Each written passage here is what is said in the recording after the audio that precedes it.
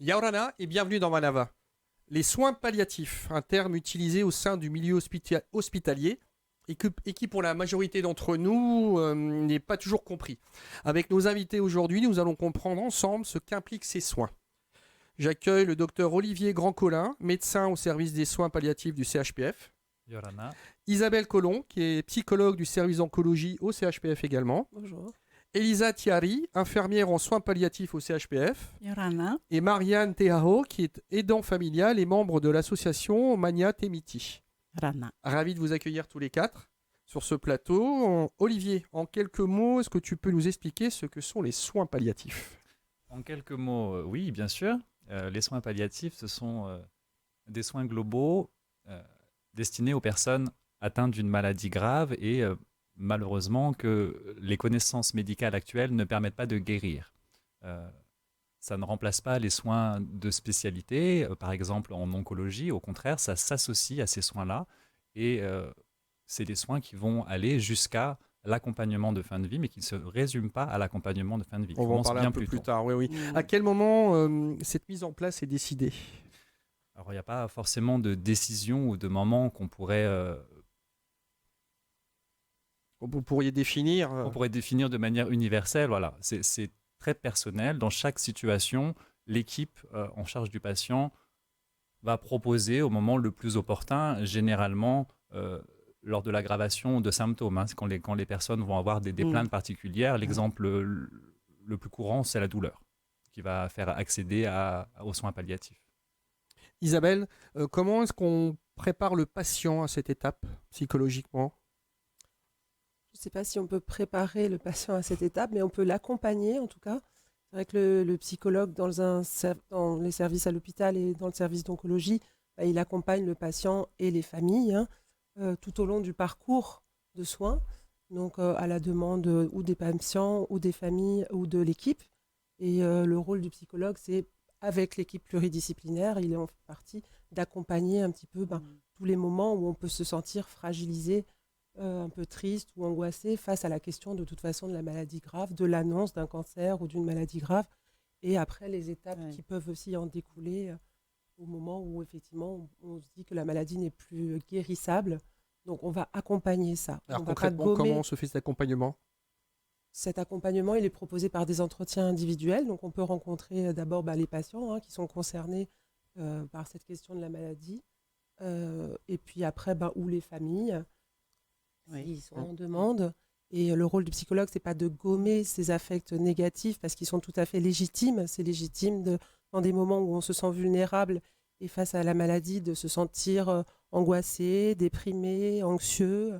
Donc le rôle du psychologue, c'est pas de gommer tout ça, mais c'est d'accompagner pour que le patient puisse s'adapter, puisse lui-même trouver des stratégies d'adaptation face à la maladie. Et puisse faire face, qu'il puisse en lui trouver ses propres ressources pour faire face à une situation difficile où on se sent vulnérable. Marianne, tu peux nous parler de l'association Mania Temiti ? Mania Temiti, c'est pendant la période de...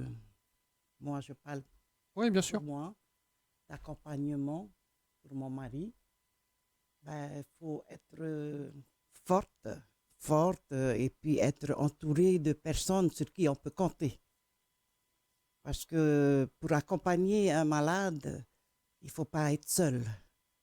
Et moi, j'ai pris mes enfants, toute la famille, avant que... Parce que j'ai déjà eu un autre antécédent dans ce même cas-là, d'accompagner.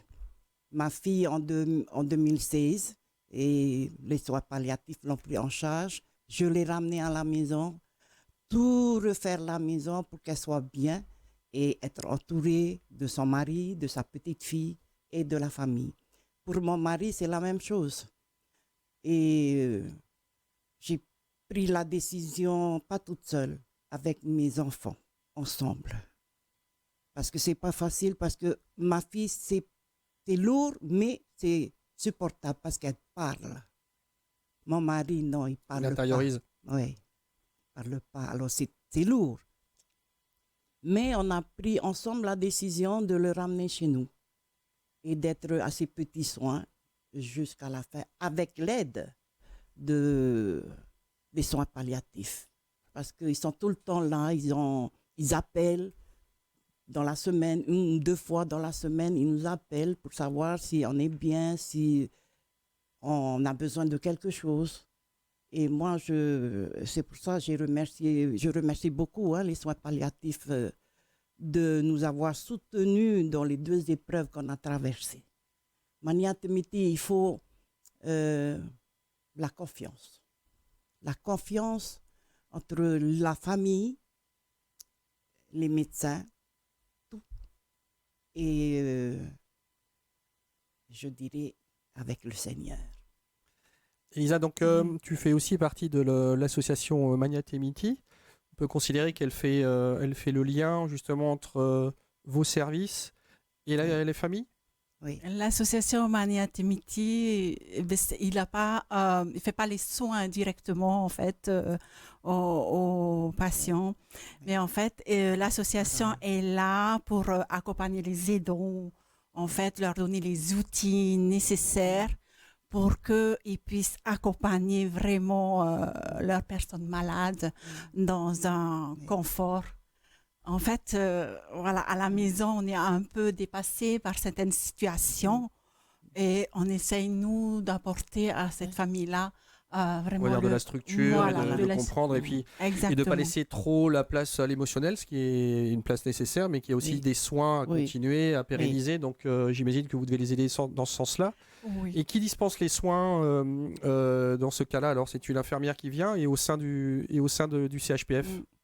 C'est une très bonne question parce que l'équipe mobile des soins palliatifs, nous, on est présents, on est là, on accompagne ces familles-là. On ne fait pas directement les soins, mais à l'hôpital, dans tous les services où on intervient, il y a des référents, des médecins qui sont sur place, des infirmiers qui assurent les soins auprès des patients, des aides-soignantes. Nous, on apporte notre savoir, notre connaissance, on est un peu expertise des soins palliatifs.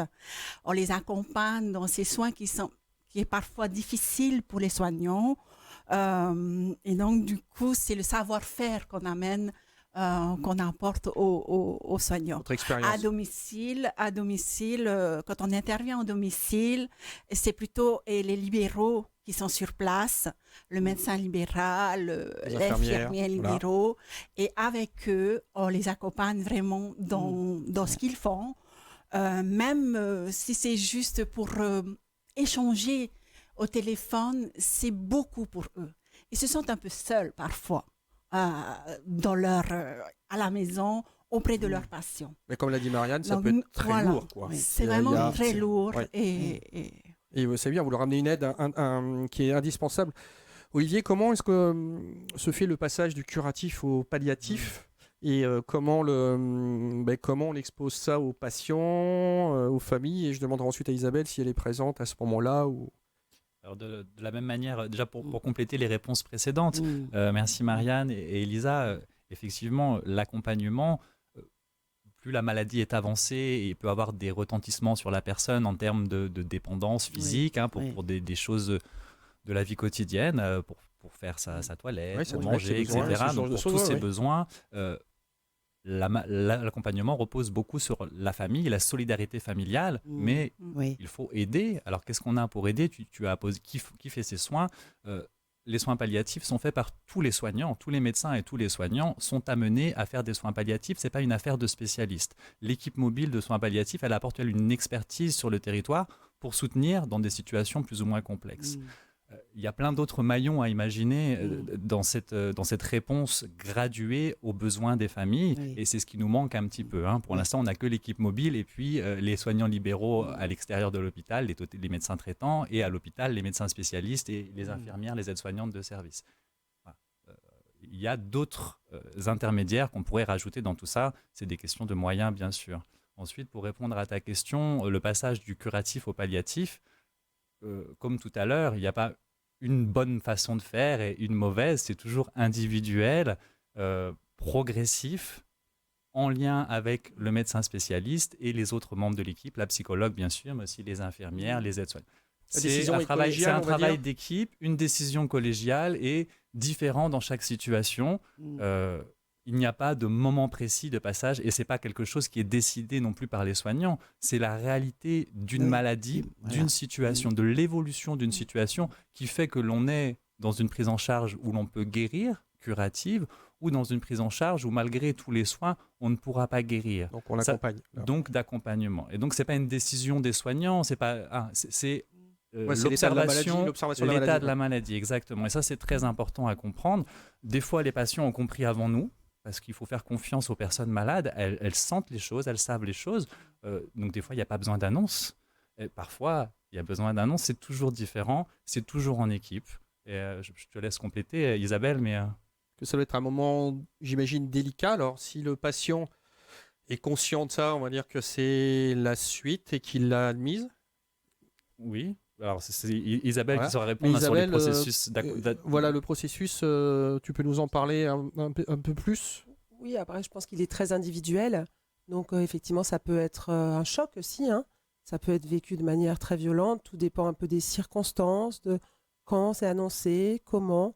Donc, après, ben, la psychologue, elle peut intervenir à la demande des médecins pour être là pendant une annonce qui va être un peu complexe et participer un petit peu à cet entretien pour dire, ben, voilà, il y a aussi la possibilité de faire appel à la psychologue, elle est là, ou que je dise, bon, ben, aujourd'hui, tu as appris quelque chose de très difficile, mais on Ouais, est gérer là, l'émotionnel. on accompagne. Et puis l'émotionnel, ben, c'est bien qu'il puisse s'exprimer et qu'il y ait un endroit où il puisse s'exprimer. Ça me paraît essentiel. Après, ça peut être aussi dans l'après-coup. Des fois, effectivement, les médecins vont faire une annonce parce que suite à différents examens, ben, qui ont montré sur le scanner ou sur tel examen que ben, la maladie progresse, que là, on peut juste essayer de freiner la maladie, mais qu'on ne pourra plus effectivement la guérir complètement, de proposer l'accompagnement de la psychologue. Donc ça peut venir après, pendant, en même temps. Voilà, ça dépend. Vraiment, c'est individuel en fait. Voilà, puis en discutant avec vous, on découvre que vous êtes très dans l'humain et très attentionné, très attentif à vos patients, comme le sont la majorité des gens du service hospitalier. Mais là, je dirais qu'il y a un petit degré en plus parce qu'il y a une décision peut-être qui parfois peut être difficile à admettre, comprendre et assimiler.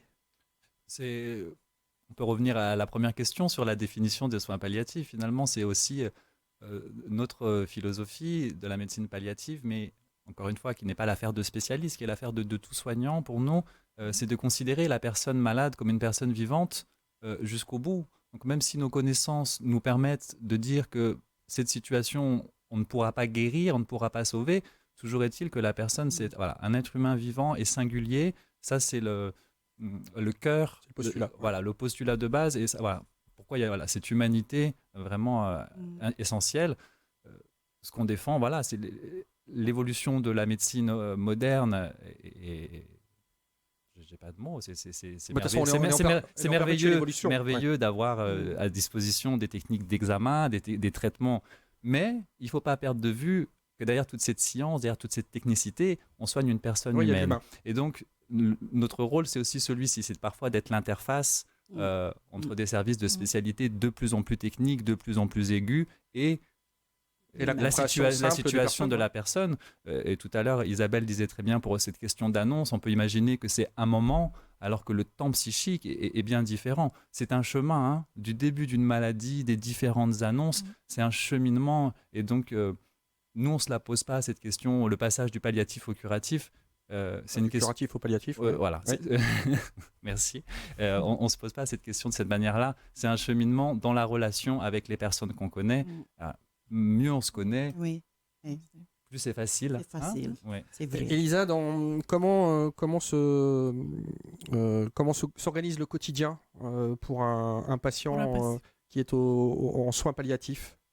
Donc d'abord, le quotidien en soi, bah, quand on reçoit une demande émanant soit de services d'hospitalisation ou des libéraux, on reçoit les patients soit en consultation externe ou alors on va au lit du patient.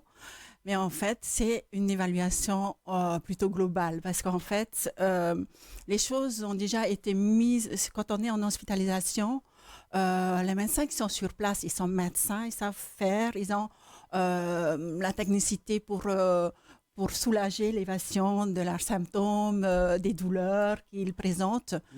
Mais parfois, ils ont besoin, parce qu'en fait, les douleurs qu'ils présentent à ce moment-là étaient plutôt réfractaires au traitement qu'ils ont mis en place. Et on arrive, nous, parce qu'ils ont fait la demande, parce que c'est trop complexe la situation pour eux, nous, on a une visu de la patiente. En fait, c'est global. En fait, on le voit dans son ensemble. Quand on arrive, est-ce qu'il est toujours symptomatique? D'abord, est-ce que la douleur est soulagée ou pas? Ou alors d'autres symptômes? Est-ce qu'il respire sans aide supplémentaire? Est-ce que nous, on doit apporter des technicités, soit l'installer pour qu'il soit bien confortablement? Après, à côté de ça, on va l'écouter aussi. On va s'asseoir. On va écouter en fait ce patient qui les médecins disent ils sont trop, on n'arrive pas malgré tout ce qu'on a mis en place. Et donc en fait notre travail à nous, c'est aussi de repérer en fait qu'est-ce qui pêche. Est-ce que en fait il a dans son environnement quelque chose qui pourrait, enfin, est-ce que psychologiquement il est le moral comment il est? Est-ce qu'il travaillait, ce patient? Est-ce que son travail, est-ce qu'il n'est pas un peu parasité par toutes ces pensées qui peut en fait envenimer ses symptômes en fait? Donc, on essaye vraiment de répondre à tout ça parce qu'on est pluriprofessionnel dans notre équipe. On fait intervenir sur la psychologue parce que le moral il est pas bon. Enfin, il y a des traitements en place, mais est-ce qu'il ne faut pas d'autres supports, des soins de support aussi? On a l'hypnose thérapeutique, il y a aussi dans notre équipe.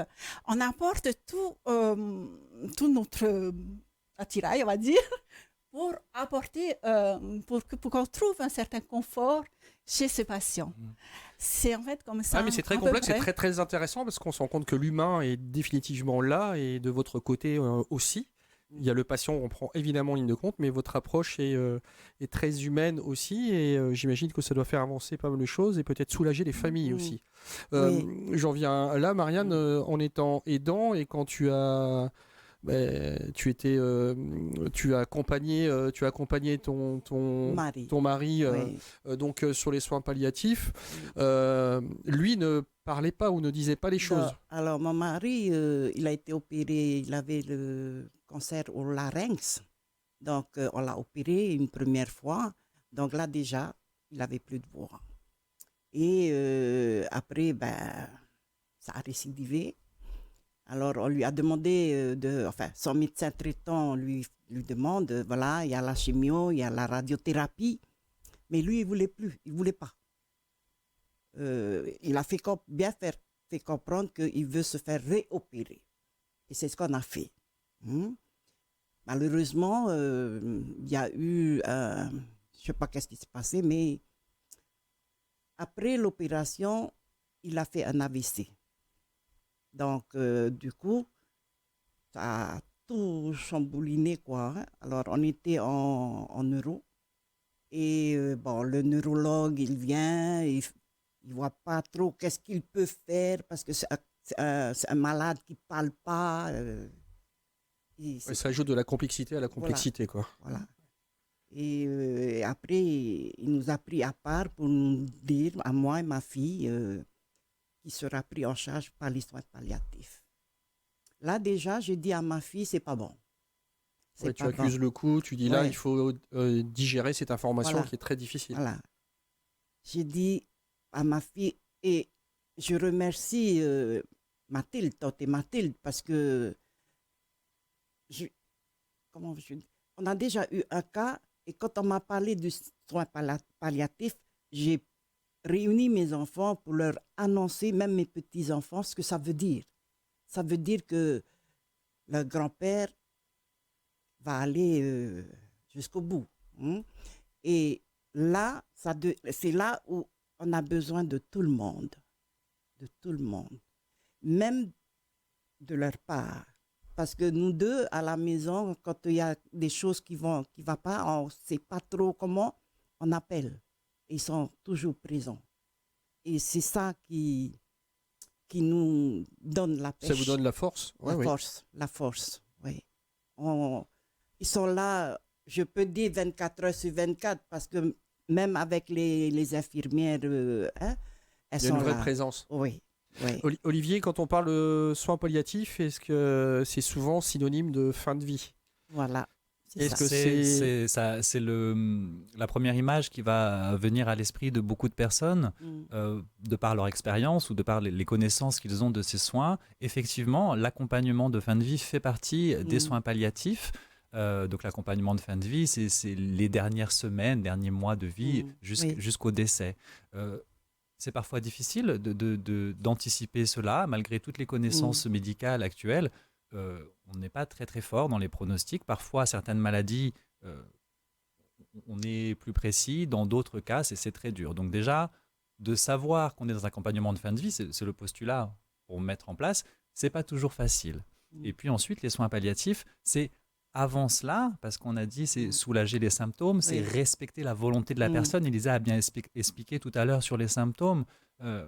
C'est subjectif. Et donc, chaque personne est aussi libre de décider quel niveau de soulagement il souhaite. Certaines personnes ont des symptômes et souhaitent vivre avec. Il faut que nous, soignants, on puisse entendre cela et le respecter aussi. Donc, il y a la prise en charge des symptômes avant l'accompagnement de fin de vie. Et puis, avant encore, on parle d'accompagnement palliatif précoce, intégratif. C'est beaucoup dans les maladies cancéreuses, notamment le cancer bronchique. Il y a des recommandations internationales aujourd'hui de débuter dès le diagnostic de la maladie, la prise en charge spécifique de la maladie, donc chimiothérapie, des fois chirurgie, radiothérapie, mais aussi l'accompagnement palliatif dès le diagnostic. Donc, c'est pour ça, les questions précédentes, je n'ai pas forcément pu répondre de manière précise parce que les connaissances changent aussi et nous, globalement, c'est propre à chaque aussi patient. C'est propre à chaque situation. Voilà, c'est pas... Mais et pour pouvoir l'accompagnement, on voit depuis tout à l'heure que ça repose sur la relation et la relation ne se décrète pas, elle se crée. Elle s'entretient. Elle s'entretient. Plus c'est présenté de manière précoce, plus c'est agréable, aussi bien pour nous que pour les familles, d'avoir une relation forte et de confiance aussi. Et de confiance, oui. Isabelle, est-ce que tu peux nous parler des directives anticipées? Ce que c'est?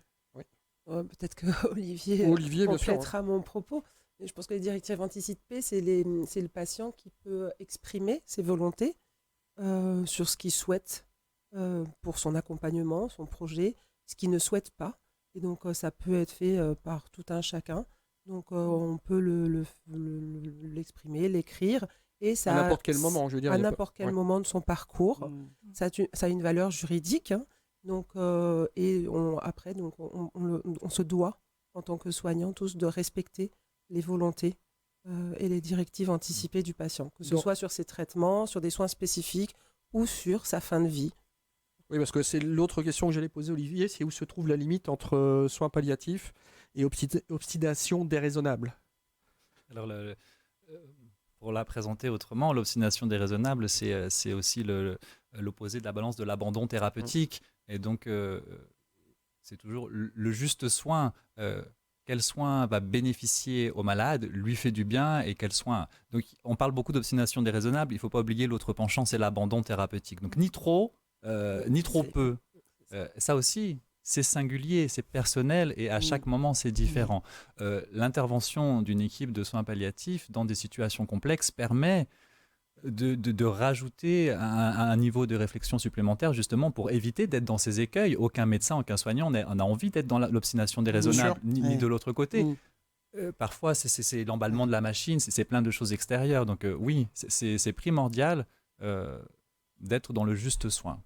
Les soins palliatifs ne sont absolument pas de l'obstination déraisonnable. Mais je pense que vous l'avez très bien expliqué parce que souvent, j'imagine que les familles des patients vous demandent des réponses précises, exactes, parce que ça les rassure, ça nous rassure tous.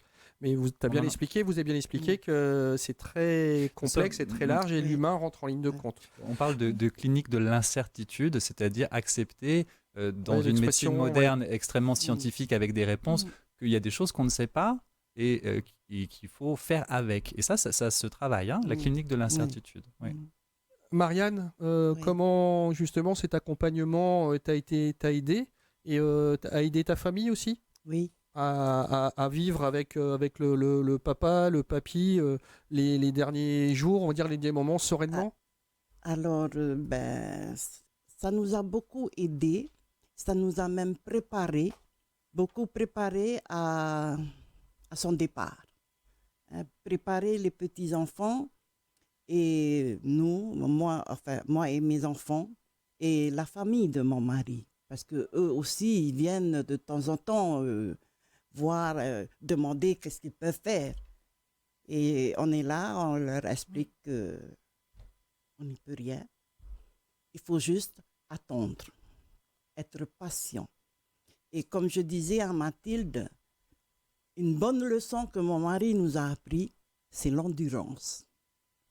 Il était patient et je disais à Olivier, à aucun moment, pendant les 9 mois d'accompagnement, je l'ai entendu gémir.